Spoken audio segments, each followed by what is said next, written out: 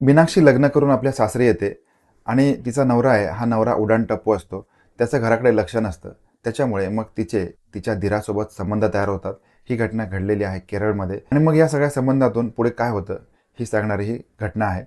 तर मीनाक्षी आपल्या सासरी आल्यानंतर मग तिचा संसार सुरू होतो आणि तिचा नवरा सांगितल्याप्रमाणे उडाणटप्पू असतो. बाहेर जाणे, क्रिकेट खेळणे, मित्रांमध्ये जाऊन पार्टी करणे, संध्याकाळी पुन्हा पार्टी करणे, तो मित्रांमध्ये जाऊन सिगारेट पिणे, त्याच्यानंतर बिअरचा एक टीन घेऊन पिणे आणि रात्री 11-12 वाजता घरी येणे. घरी आलं की मग काय असेल तर खाणे आणि मग झोपणे.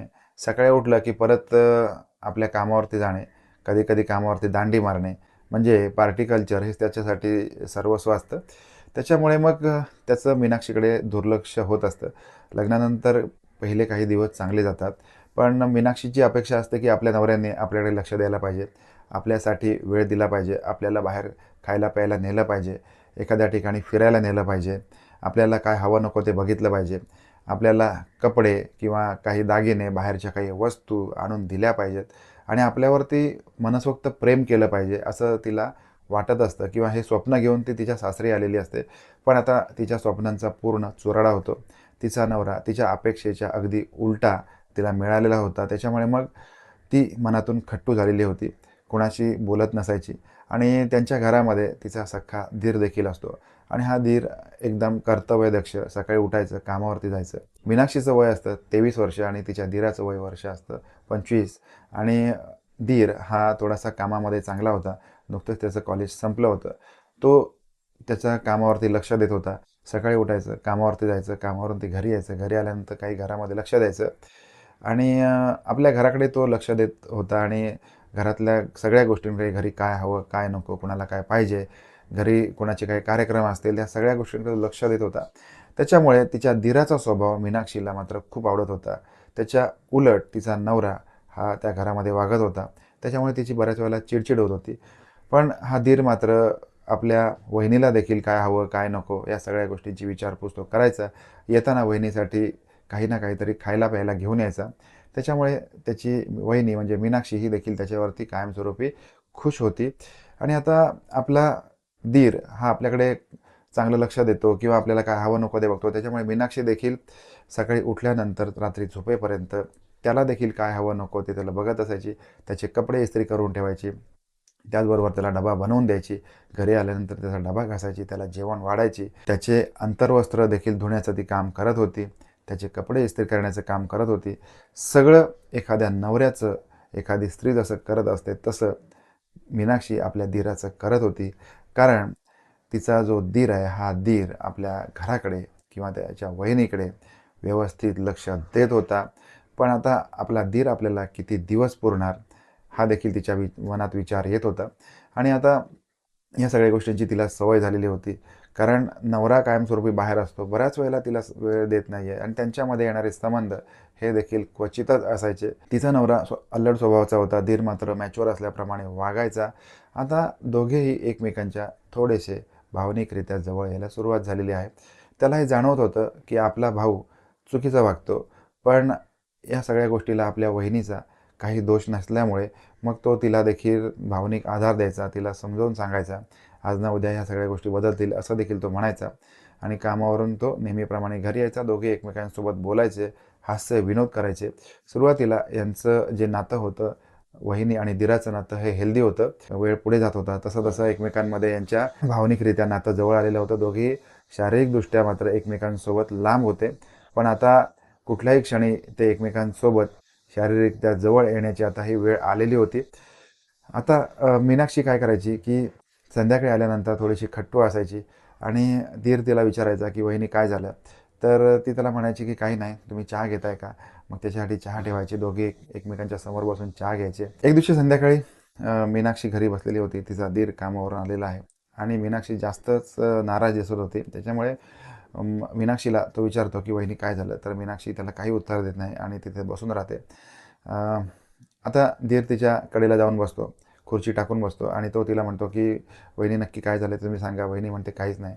आणि हळूच तो तिचा हात हातामध्ये घेतो आणि तिला तो म्हणतो, की "वहिनी काय असेल तर सांगा, आपण प्रश्न तुमचा सोडवूया. कोण तुम्हाला काही बोललं का? घरी आई-वडील काही बोलले का? इतर काही पैशाचा प्रॉब्लेम आहे का? ते तुम्ही मला सांगा." आपला दीर इतकी आपली काळजी करतो हे बघून तिला देखील डोळ्यातून पाणी आलेलं आहे. आणि धीराने तिचा हात हातात घेऊन तो तिला कनवाळूपणे विचारतो, प्रेमाने विचारत होता की "वहिनी नक्की काय झालं?" तर ती त्याला म्हणते की "काही नाही हो, माझं आयुष्य असंच आहे आणि असंच जाणार असं मला वाटतंय." हलकेच मीनाक्षीने तिचं डोकं आपल्या दीराच्या खांद्यावरती ठेवलं. दीर तिच्या डोक्यावरून हळूहळू हात फिरवू लागला. तिच्या डोळ्यामधून अश्रू वाहत होते आणि आता दीराने तिला थोडंसं आपल्या जवळ घेतलं आणि तिच्या डोक्यावरून हात फिरवून, तिच्या खांद्यावरून हात फिरवून तो तिला समजवत होता. पण आता दोघांचंही जे नातं होतं, हे नातं भावनिकरित्या जवळ आल्यामुळे आज ते शारीरिकरित्या देखील जवळ आले होते. त्याने तिला घट्ट आपल्या मिठीमध्ये घेतलेलं होतं. थोड्या वेळाने काहीतरी घरामध्ये वाजल्यामुळे पटकन ते दोघी एकमेकांच्या बाजूला झाले, एकमेकांपासून दूर झाले.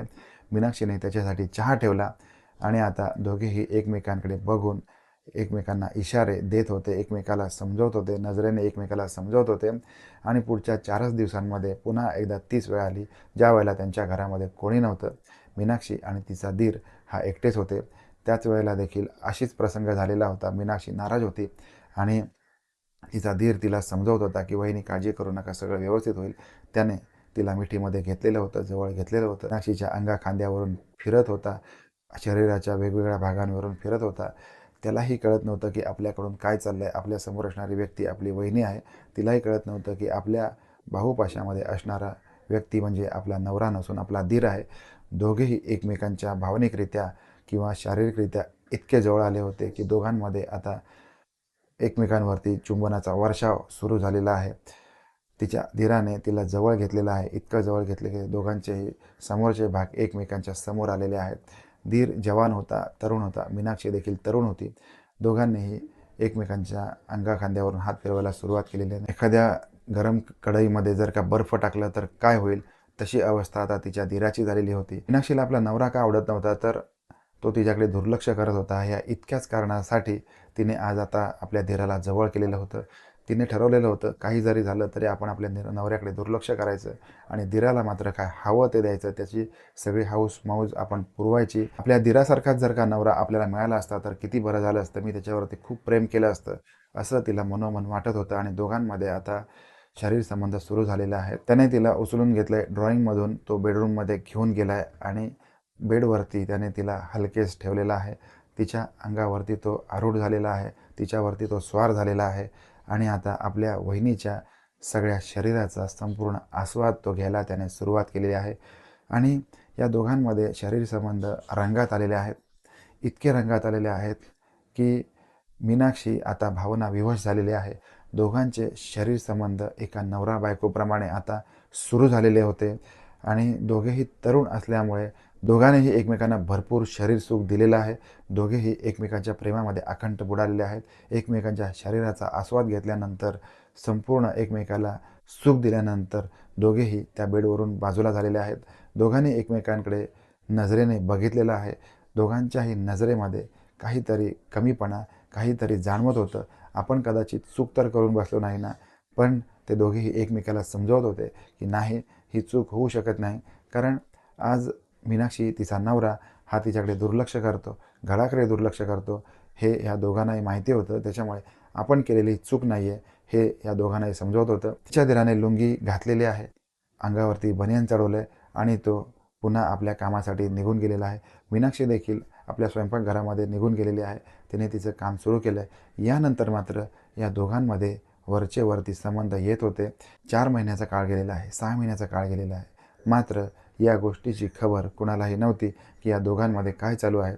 मीनाक्षीचा नवरा सुधारण्याचं कुठल्याही प्रकारे नाव घेत नव्हता. त्याचं रुटीन त्याने जपलेलं होतं, त्याने तसंच ठेवलेलं होतं आणि आता मात्र ह्या सगळ्या गोष्टींचा त्रास मीनाक्षीला होत होता. दुसरीकडे आपला दीर आपल्याला आवडतो, त्याच्यामुळे मग या दोघांनी असा निर्णय घेतला आहे की आपण या घरातून पळून जायचं, कुठेतरी लांब जायचं आणि सुखाने संसार करायचा. तसंही जर का हे एकत्र राहिले असते तर एक ना एक दिवस यांचं बिंग फुटलं असतं. त्याच्यामुळे मग मीनाक्षीने या घरातून आपलं सामान बांधलेलं आहे, तिच्या दिराने सामान बांधलेलं आहे आणि एका वेगळ्या शहरामध्ये जाऊन त्यांनी आपला संसार थाटलेला आहे. इथून पुढे मात्र हे दोघे कुठे गेले, काय करतात, या सगळ्या गोष्टींची कल्पना पुढील काही दिवस कुणाला नव्हती. पण काही काळानंतर संपूर्ण गावामध्ये यांची चर्चा व्हायला सुरुवात झालेली आहे की मीनाक्षी आणि तिचा दीर याने आपल्या नवऱ्यापासून घटस्फोट न घेता एकमेकांसोबत लग्न करून हे राहत आहेत. आणि आता हे एक घर परिवार असल्यामुळे मग मीनाक्षीच्या नवऱ्याने देखील त्याच्या बायकोला आणि आपल्या भावाला माफ केलं आणि त्याने त्याचं आपलं जे आयुष्य आहे हे देखील सुरू ठेवलेलं आहे. काही दिवसानंतर या सगळ्या गोष्टींची चर्चा देखील थांबलेली आहे. आपण भेटणार आहोत अशाच एखाद्या नवीन घटनेसह. तोपर्यंत काळजी घ्या. धन्यवाद.